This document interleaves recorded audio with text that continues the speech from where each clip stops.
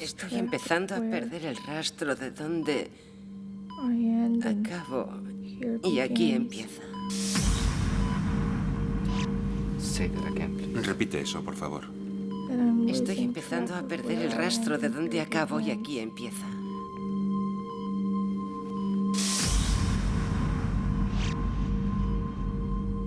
El doctor Etzel Cardeña es un psicólogo clínico contratado por el Departamento de Defensa americano. Investiga los estados de consciencia alterados. Y Janet Crossley posee un talento especial para la autohipnosis.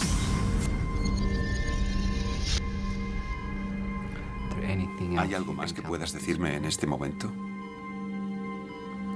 A través de Janet, el doctor Cardeña espera conectar con las mentes de nuestros más lejanos ancestros y entrar así en su mundo primitivo.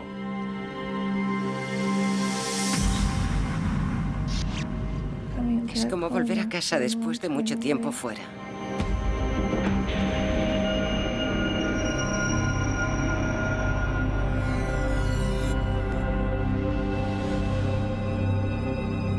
Ape Man. Historia de la evolución humana.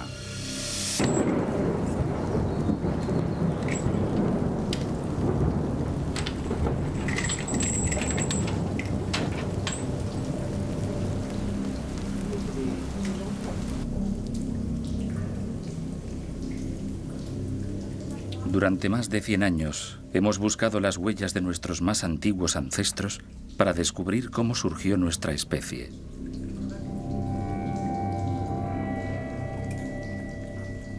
¿Fueron los moradores de las cavernas lejanas criaturas prehumanas del pasado o se parecían a nosotros? Oculta en esta caverna en Francia, los arqueólogos del siglo XIX hallaron una pequeña escultura de una cabeza humana. Conocida como la Venus de Brassempouy, ahora sabemos que tiene 25.000 años. Pero, ¿quiénes fueron las criaturas que la esculpieron? ¿Pertenecían a nuestra especie? ¿Cuándo aparecieron por primera vez en la Tierra seres como nosotros?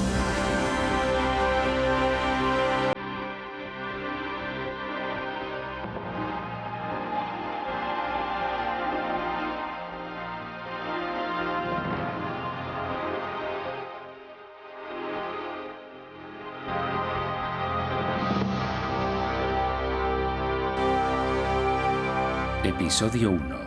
El hombre.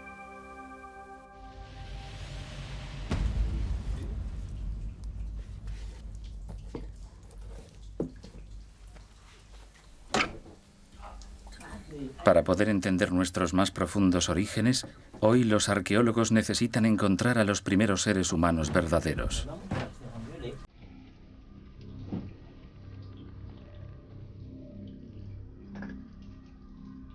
Un equipo de Burdeos ha venido a explorar una pequeña zona de la cueva en la que el techo estuvo una vez abierto al cielo.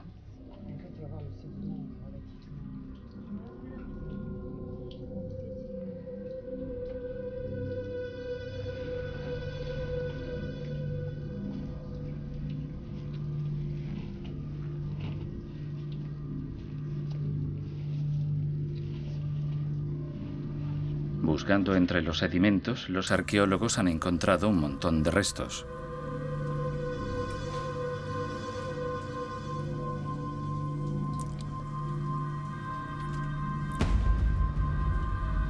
Primero, un fragmento de pedernal. Y después más. Otro pedernal, pero con un borde afilado como una cuchilla. Hay un diente de zorro. Y huesos de otros animales abandonados en el suelo de la cueva, justo a unos pocos metros del lugar donde fue hallada la Venus.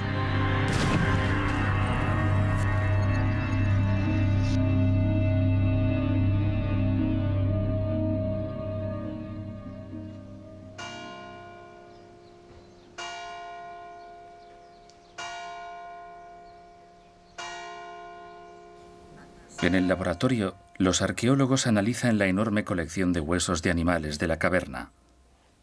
Esperan que estos huesos les digan algo sobre lo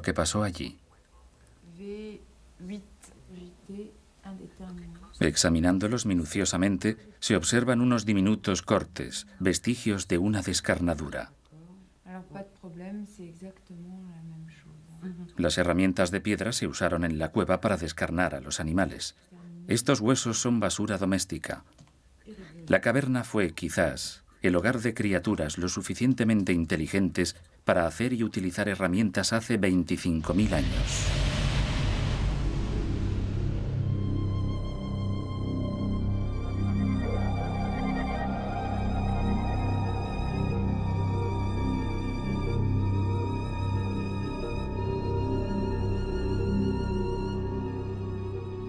Los trozos de hueso o de piedra que los arqueólogos han encontrado no son importantes en sí mismos.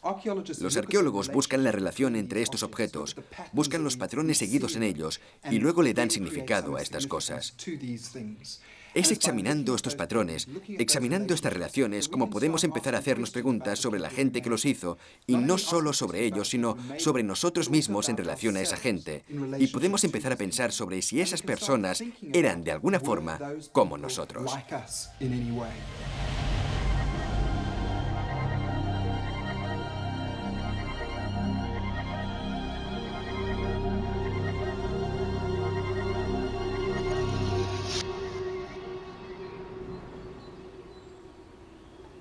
Al otro lado de las planicies inundadas del Garona, desde Bras-en-Puy, se encuentran las colinas de Quercy.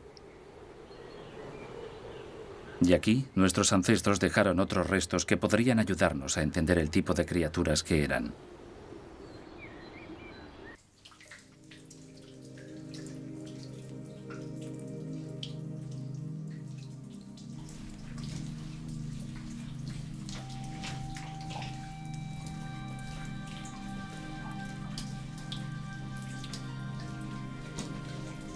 Una vez más, en las cavernas se hallan rastros de su presencia física. La huella de un pie.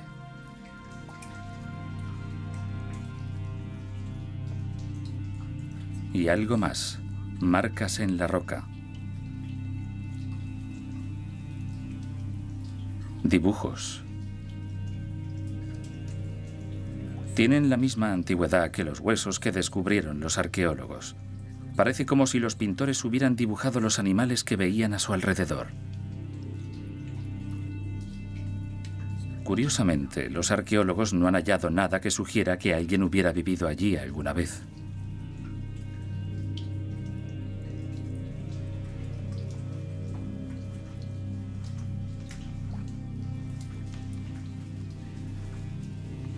A 200 metros de la entrada de la cueva hay algo más.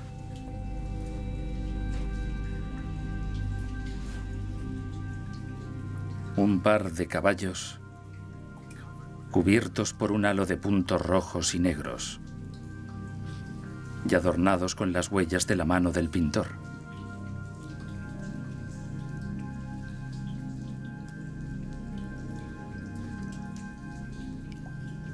Pero no hay más restos, nada más. Parece que vinieron, pintaron los caballos y se marcharon. A veces resulta muy frustrante observar estas imágenes. Es como una historia con ilustraciones. Pero no tenemos la historia que esas mentes primitivas pintaron con sus dibujos. Tenemos que descubrir otra forma de intentar saber cuál es esa historia. ¿Qué era lo que esos hombres primitivos intentaban retratar con esas imágenes que pintaron en las paredes de las cuevas?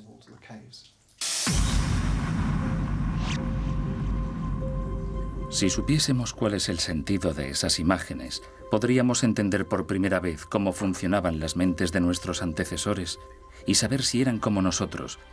Pero, hasta ahora, los arqueólogos han fracasado. El significado de las imágenes sigue siendo un misterio.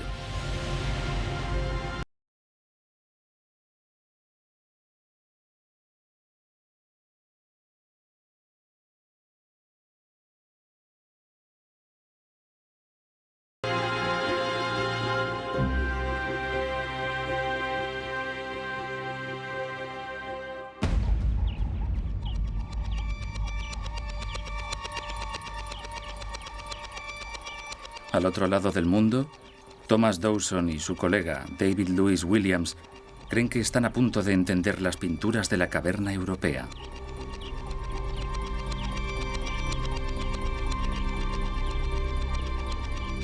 Se basan en los descubrimientos de las colinas del Gran Escarpe sudafricano.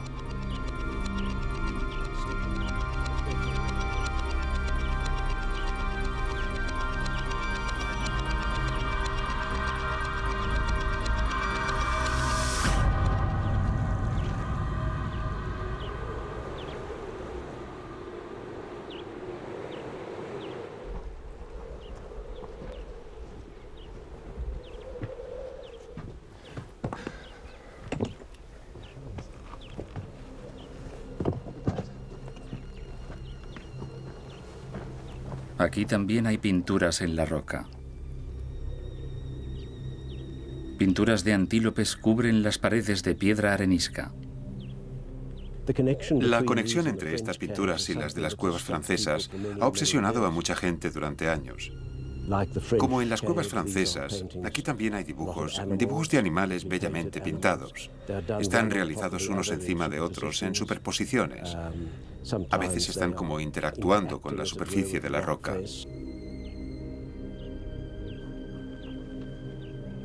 Más de la mitad de los dibujos son de antílopes eland. Pero los dibujos son tan complejos que solo calcándolos pueden los arqueólogos saber con precisión lo que hay allí.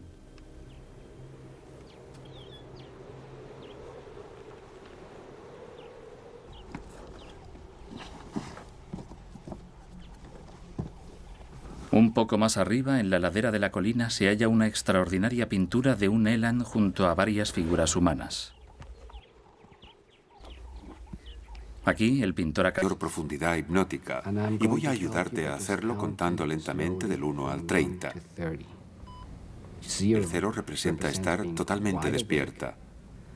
Del 1 al 10 empezarás a sentirte ligeramente distinta de lo normal. La investigación del Dr. Cardeña sobre la mente humana cuenta con 28 voluntarios especialmente seleccionados que poseen un talento muy raro. Como Janet Crossley, todos poseen el don de la autohipnosis. Y del 41 en adelante entrarás en un estado de hipnosis profunda. Podrás profundizar en esa hipnosis tanto como quieras. Así que lentamente, 1, 2... Pero este es un tipo de hipnosis nada habitual. Cardeña no le hará ninguna sugerencia a Janet. En lugar de eso, el objetivo es aislar su conciencia del mundo moderno que la rodea, dejando así su mente libre para profundizar en sí misma. 6. En estado de hipnosis uno es muchísimo más sugestionable. Así que si le sugieres algo a una persona que está en un estado de hipnosis profunda, es fácil que lo experimente. La cuestión es si minimizas las sugestiones o si las eliminas. ¿Hay algo que las personas fácilmente hipnotizables puedan experimentar cuando dicen que están en un estado de hipnosis? Pasados 20 minutos, Janet empieza a tener experiencias que nada tienen que ver con el mundo real. Se encuentra en un estado de conciencia alterada. Hay una luz blanca intermitente, pero está empezando a tener más colores y... El doctor Cardeña cree que quizás sea esto lo que está buscando. Sucesos mentales que son obra únicamente de la mente humana y no de las experiencias del mundo moderno. Estado. 40. Bien. Es como un túnel de colores. Me siento como si estuviera atravesando un túnel de colores.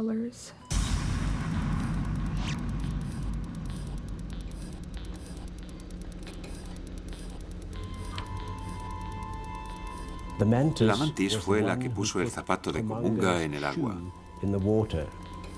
En un archivo en Ciudad del Cabo hay una colección de relatos bosquimanos. Luego, la mantis hizo un eland con el zapato de Comunga. En estos relatos está registrada la antigua lengua hablada por los bosquimanos. El eland comió la miel de la mantis, consiguiendo así crecer. Los relatos son bastante crípticos.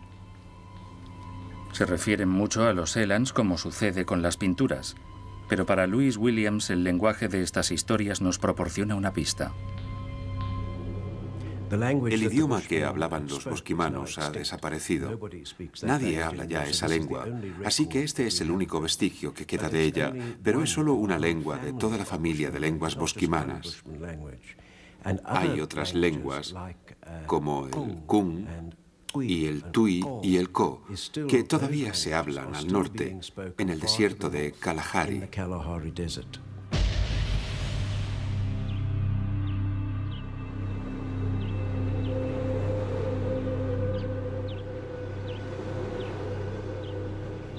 Hasta hace poco, el desierto de Kalahari estaba habitado solo por pequeños grupos de cazadores nómadas.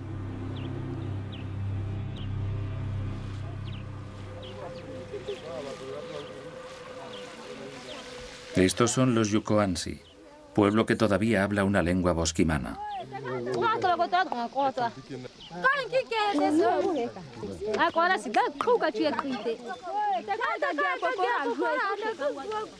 Ya no viven cazando como antes, pero sus creencias son todavía tradicionales.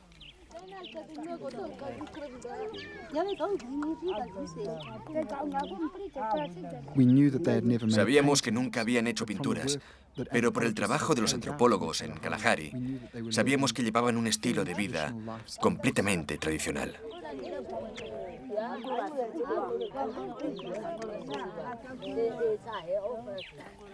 Los Yukoansi viven a cientos de kilómetros de los restos de Drakensberg, pero Dawson ha traído calcos de las pinturas para mostrárselos. He traído algunos dibujos de Drakensberg que fueron realizados por los bosquimanos hace muchos años y voy a mostrárselos a Kunta. Estos son copias de los dibujos de Drakensberg.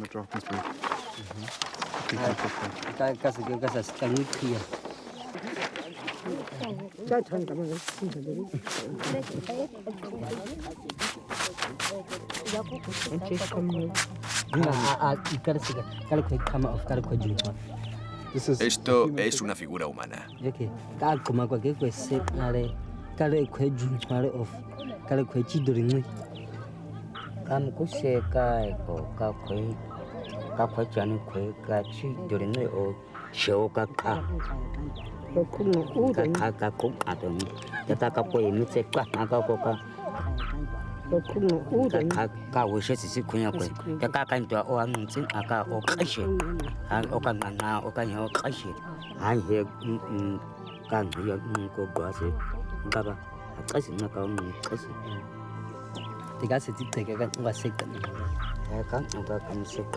Para los Yukoansi, el Elan posee un poder sagrado que personas como Kunta pueden compartir.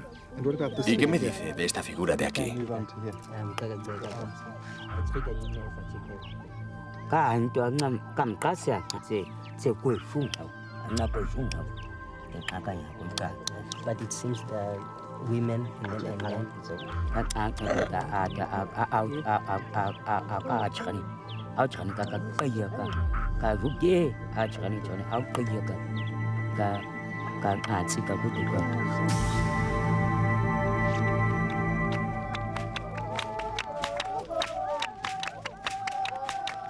Los Yukoansi danzan por la noche para convocar el poder del Elan.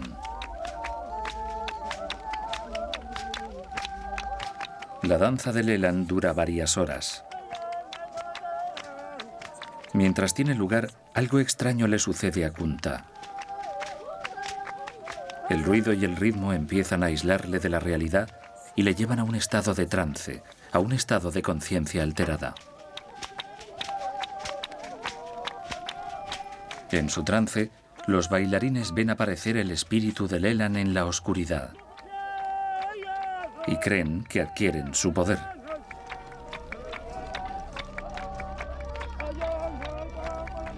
Los antropólogos llaman a este tipo de ritual chamánico. Kunta es un chamán.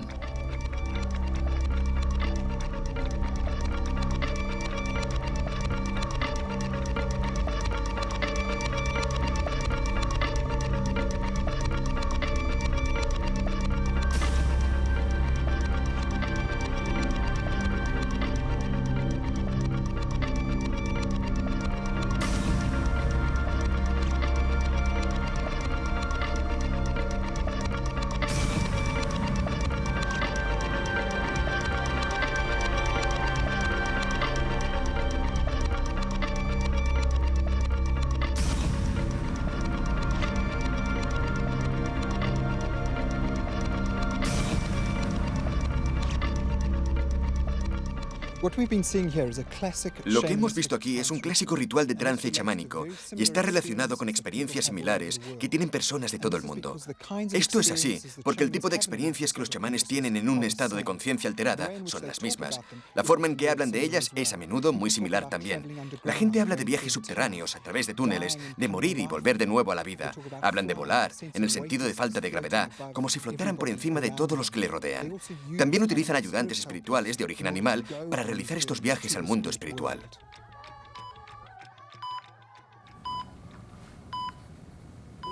Los colores, ¿qué forma? ¿Tienen alguna forma?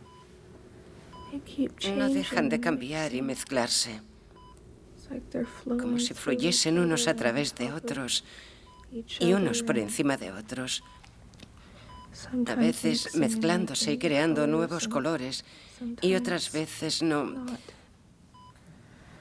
Me siento como si fuera a flotar entre los colores muy pronto.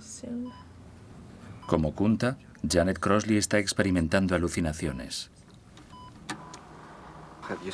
¿Has visto alguna silueta, forma, algo de ese tipo? ¿Cualquier otra sensación? Sí. ¿Puedes, por favor, contarme algo más sobre eso?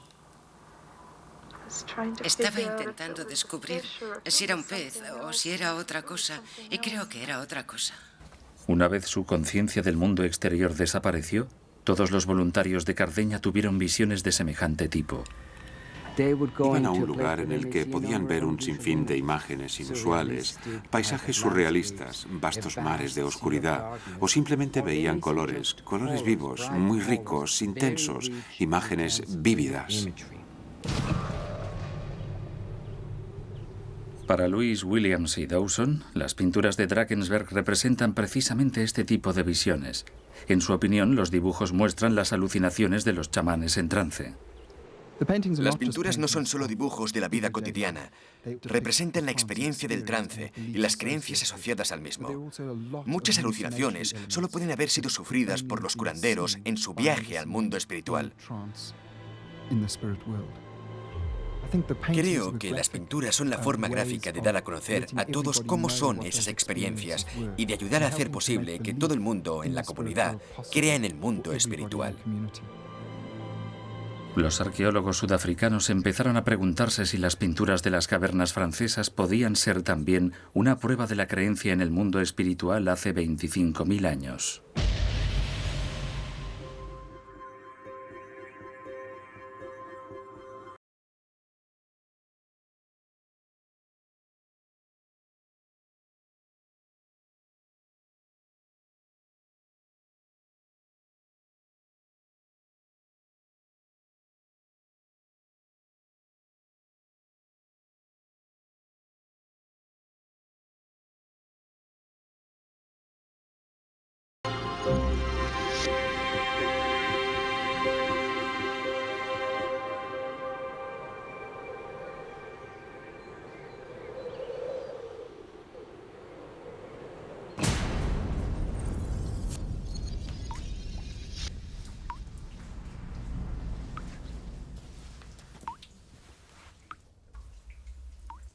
En Francia, la cueva de Pech-Merle ha empezado a revelar sus secretos.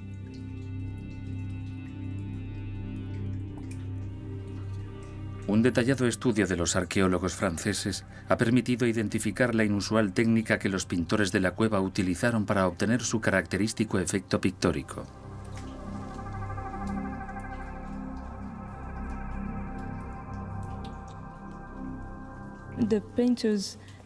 Los pintores se metían el pigmento en la boca y lo escupían en la pared, usando la mano como plantilla para realizar las líneas exteriores. Luego rellenaban la figura de la misma forma, escupiendo el pigmento.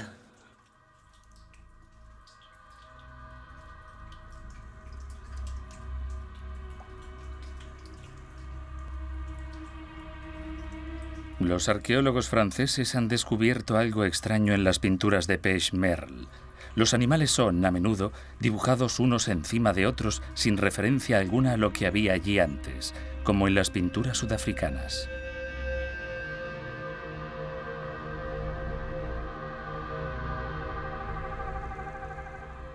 Hay muchas similitudes entre las pinturas hechas en Francia y las encontradas en el sur de África.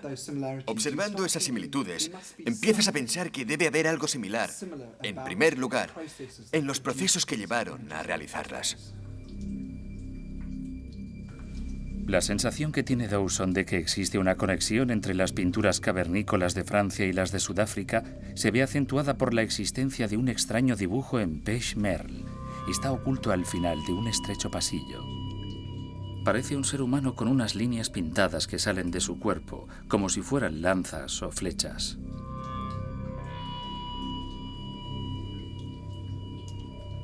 Deteriorado por el tiempo, el dibujo se conoce como el hombre herido. Para los arqueólogos siempre ha sido enigmático. Los dibujos de hombres, de seres humanos, son muy raros y normalmente están en lugares escondidos. ¿Qué significa? No lo sabemos.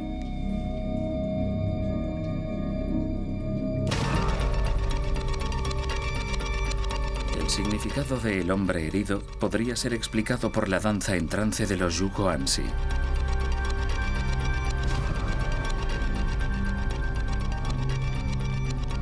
Esta danza provoca un intenso dolor en el estómago y los riñones.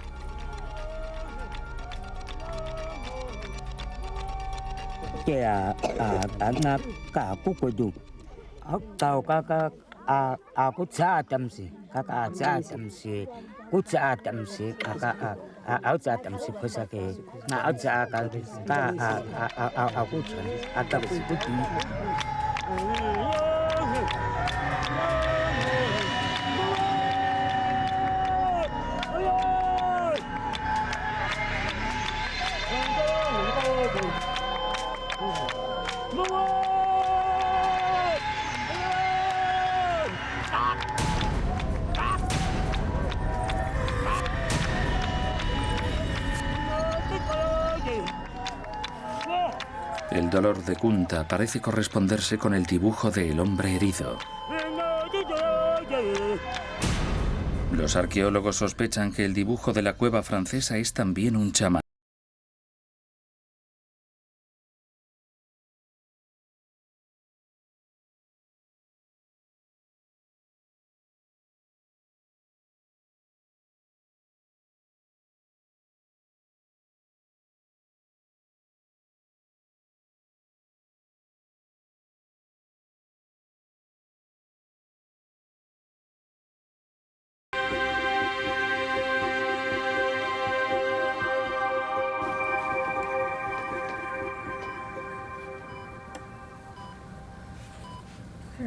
Son más espectaculares. El estudio de Cardeña ha producido algunos resultados extraordinarios. En un determinado estadio del trance, todos sus voluntarios sufren la misma alucinación.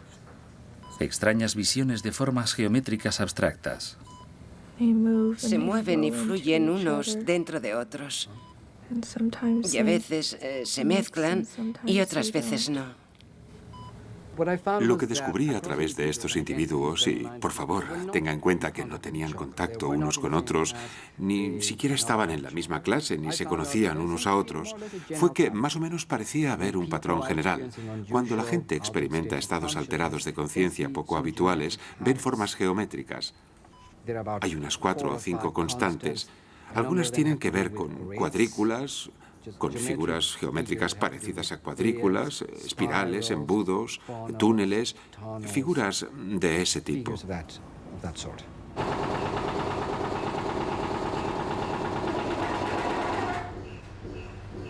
¿Está usted bien, señor Gowler? Sí, todo está bien. Bien.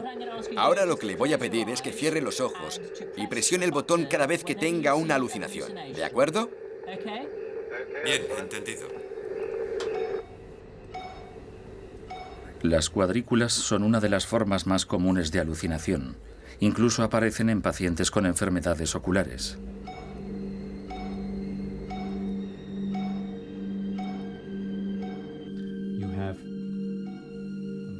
Edmond Gowler ve estas cuadrículas espontáneamente en zonas donde su visión es nula. Los médicos creen que esto sucede porque el cerebro está sediento de información de las zonas dañadas de la retina, tal y como sucede durante los trances al no haber información visual. Y después hay una serie de líneas rectas que se cruzan con otras líneas rectas, formando una especie de cuadrícula. Creemos que lo que sucede tiene algo que ver con la forma en que el cerebro está conectado. Tiene que ver con la arquitectura del cerebro visual. Y para desarrollar este tema, tenemos que observar el cerebro mientras trabaja. Tenemos que captar una alucinación con un escáner cerebral para ver qué partes del cerebro se iluminan durante esa alucinación.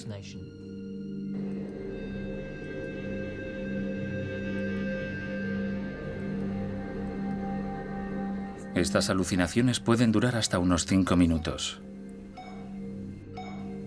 El escáner analiza una pequeña sección del cerebro del paciente cada segundo. Los científicos pueden ver así qué partes del cerebro están activas en cada momento determinado.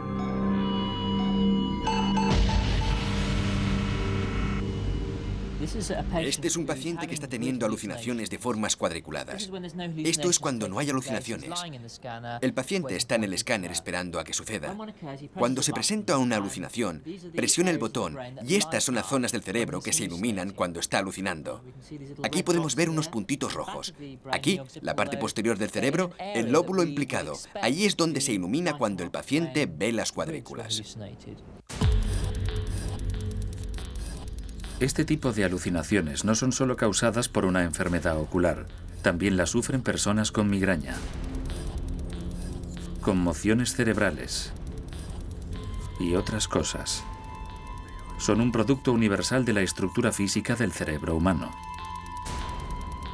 Nadie había estudiado de forma sistemática la geometría de estas experiencias. Lo sorprendente fue que cuando los pacientes las dibujaron o las describieron con más detalle, descubrimos que se trataba de la misma experiencia.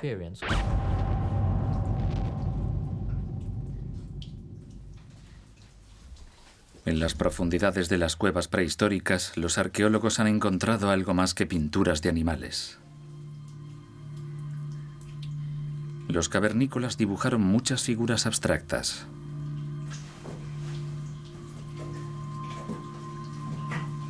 Algunas son hileras geométricas de puntos de colores.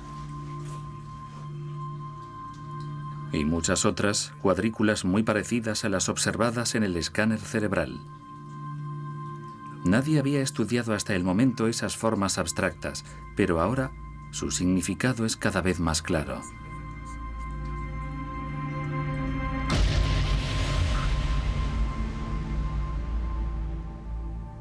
Exactamente los mismos puntos y cuadrículas que aparecen en las pinturas bosquimanas representando la experiencia del trance.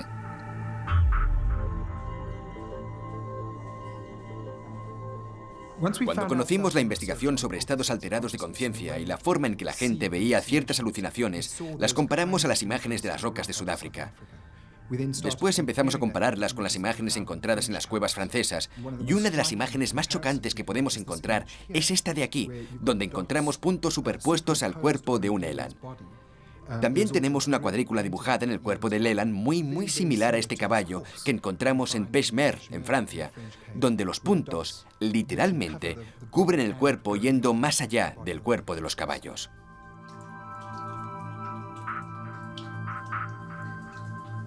Ahora, por primera vez, los científicos disponen de pruebas sólidas que sugieren que el trance y la alucinación son la clave de las imágenes de las cavernas.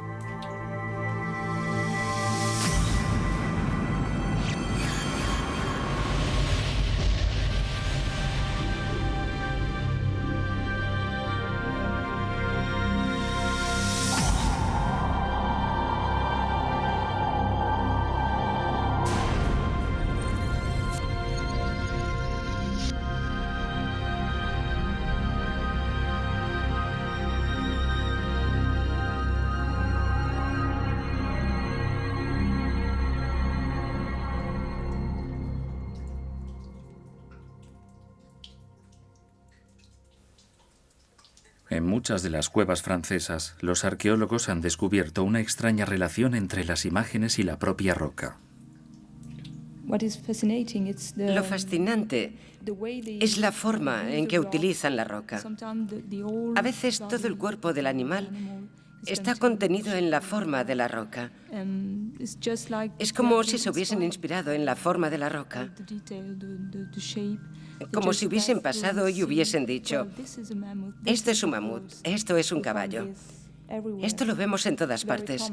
Es algo muy común en las cavernas. La propia piedra parece haber tenido un significado especial para los pintores. Era algo más que una simple superficie sobre la que pintar.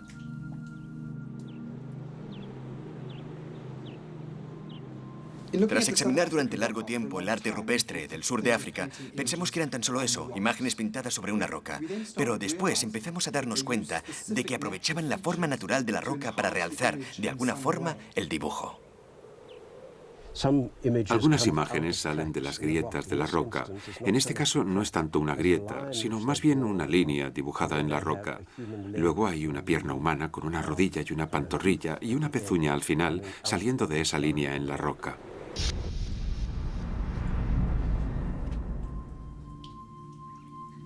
Los arqueólogos sospechan que la superficie de la roca jugó el mismo papel en las cavernas francesas y que su significado era espiritual. Quizás el mundo espiritual se hallara más allá de la superficie de la roca, y estas pinturas eran una forma de conectar los mundos espiritual y real.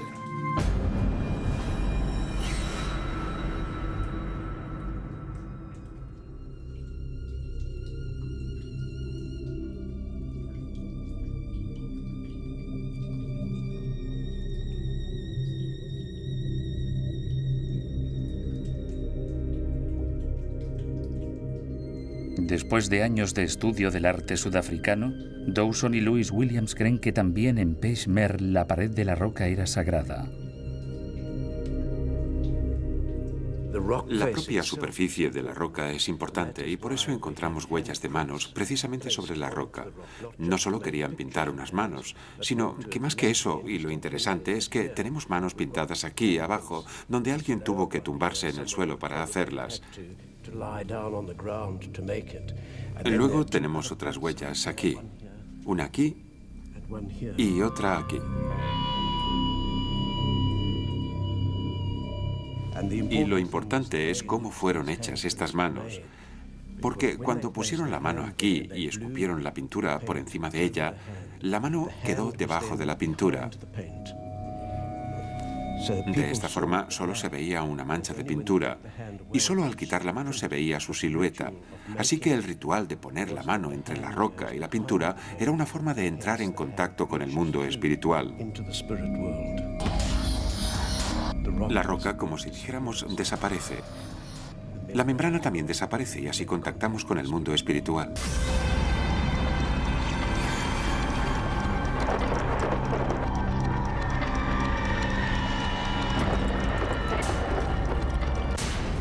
Para Louis Williams, las pinturas de Pech Merle son una dramática evidencia del trance por el que los chamanes obtenían el poder a través de visiones de espíritus animales escondidos en la roca. Creo que buscaban a los animales tanto con los ojos como con las manos. La visión venía y entonces plasmaban esa visión en la roca. Pero la roca sugería la visión de alguna forma y ellos la buscaban en su interior. Así que hay una interacción constante entre la persona y la roca que es como una membrana entre este mundo y el espiritual. Hay como una interacción entre ambos reinos.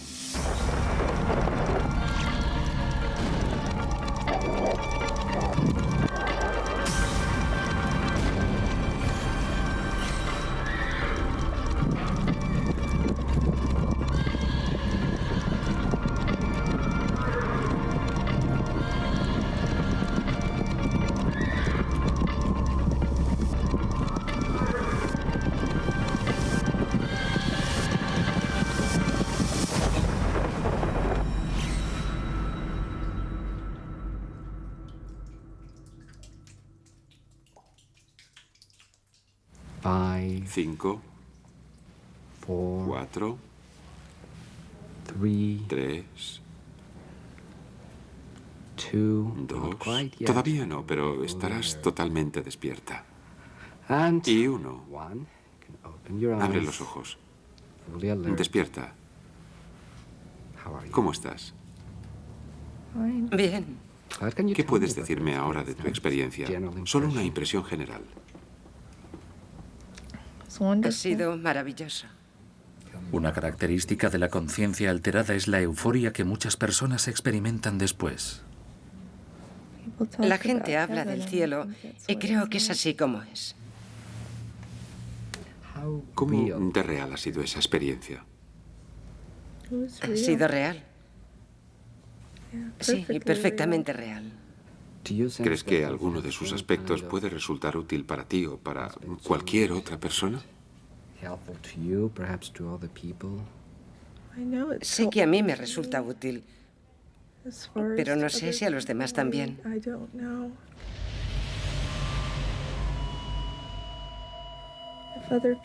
Si otra gente pudiera ir allí, entonces seguro que sería bueno para ellos también.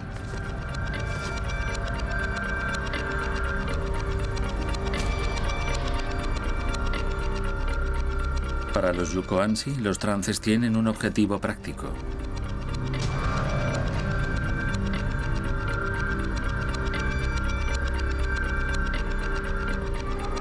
Es su forma de sanar a los que están enfermos.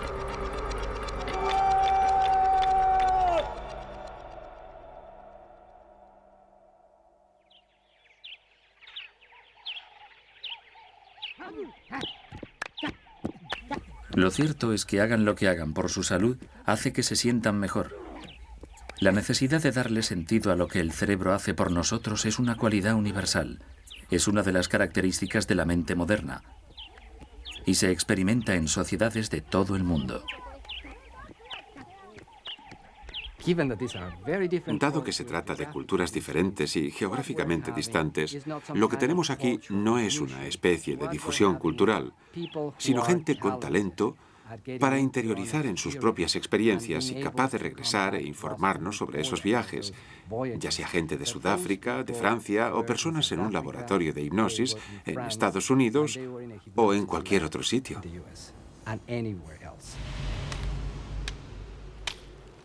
Creo que es algo muy importante porque nos dice que hay algo esencialmente humano en esas experiencias.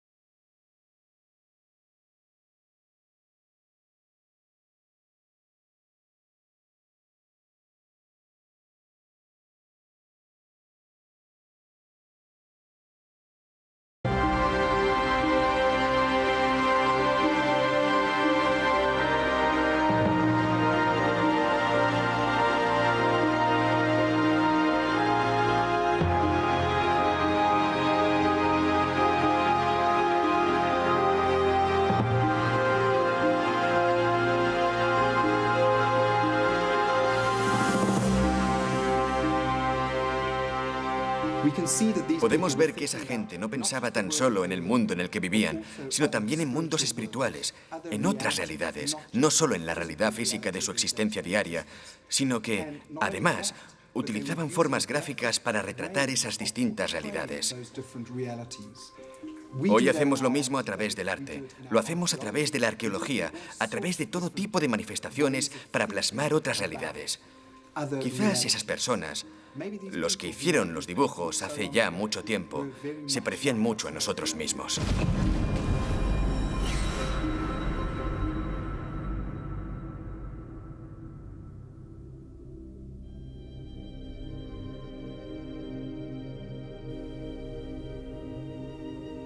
Cuando los arqueólogos descubrieron por primera vez la Venus de Brassempouy, creyeron enfrentarse a criaturas prehumanas. Estaban equivocados.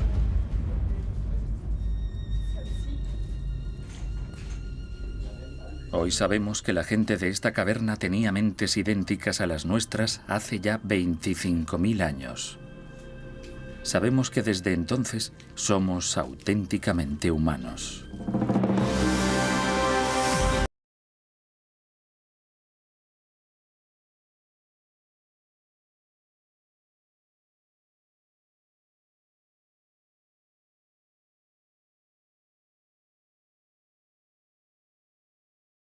En el próximo episodio volveremos a los primeros estadios de la historia humana. En los bosques y las planicies de África descubriremos a los simios que iniciaron nuestro viaje al mundo moderno, no hace 25.000 años, sino 5 millones de años.